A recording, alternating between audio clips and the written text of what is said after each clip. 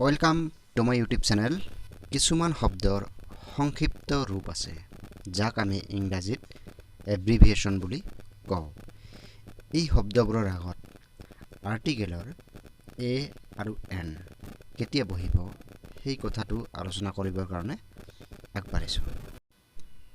MA, NCC, RCC, BA, MLA, LP school এইবোৰ হ'ল একোটা শব্দৰ সংক্ষিপ্ত ৰূপ।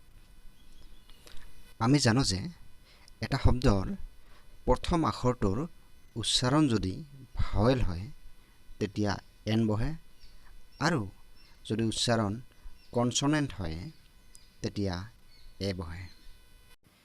বাক্য এটা লৈছোঁ, he is dash MA।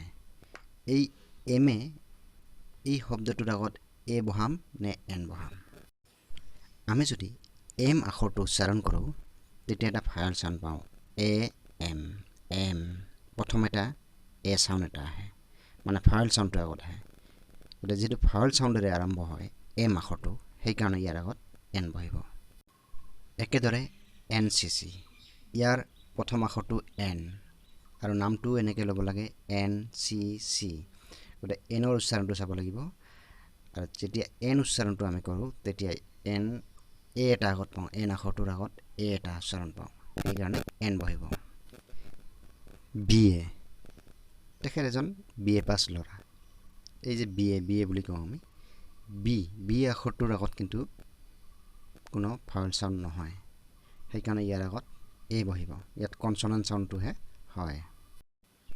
LP school,